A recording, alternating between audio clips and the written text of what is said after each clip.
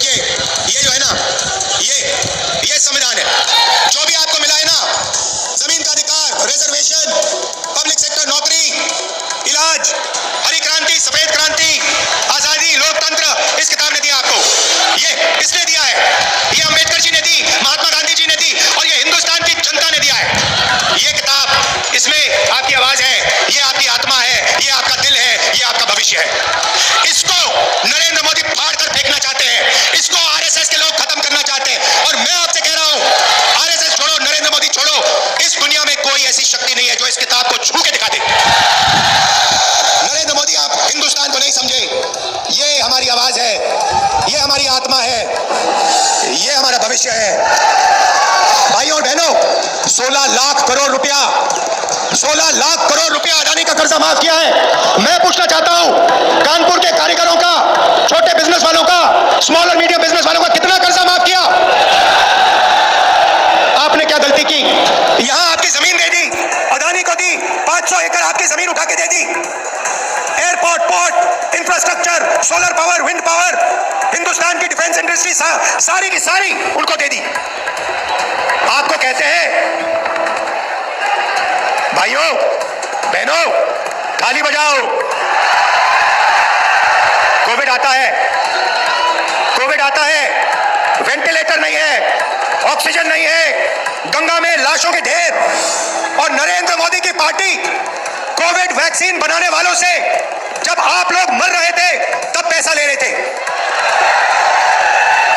करोड़ों रुपए नरेंद्र मोदी की पार्टी ने कोविड वैक्सीन वालों से पैसा लिया। आप मर रहे थे, उन्होंने आपको कहा थाली बजाओ,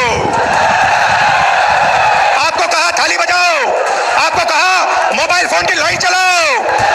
अदानी को कहते हैं पैसा गिनो, टेम्पो में भेजो मुझे।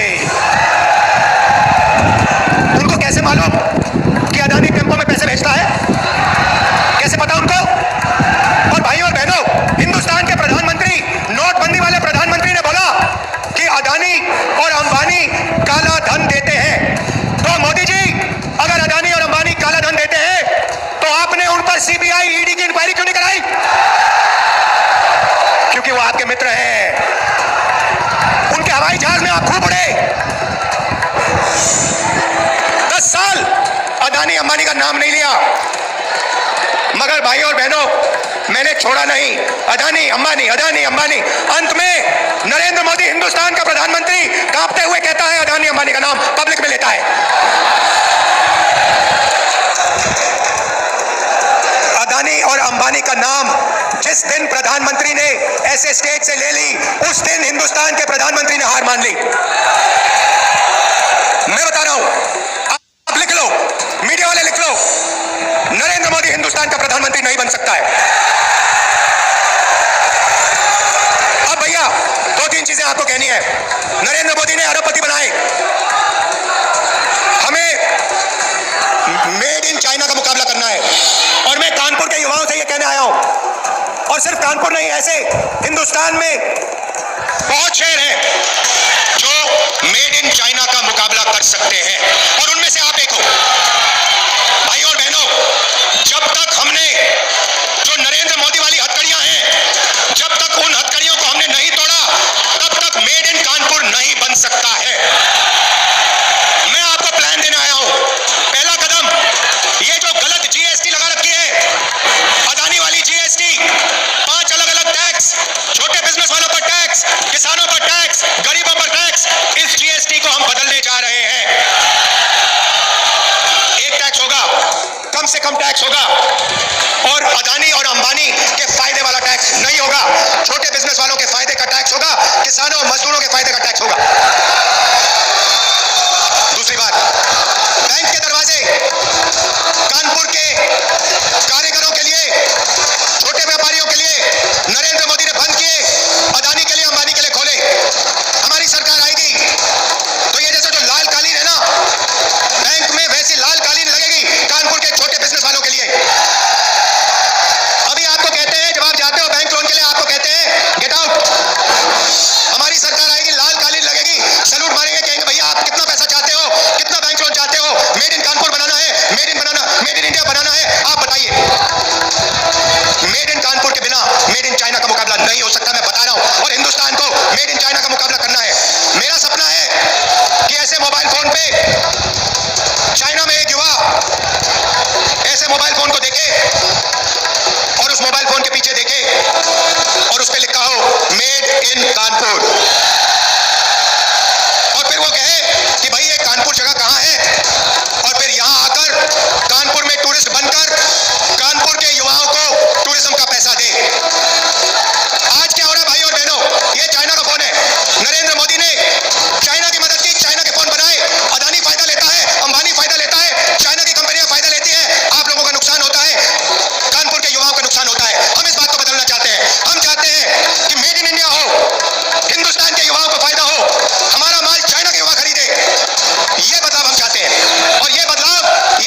नरेंद्र मोदी नहीं कर सकता।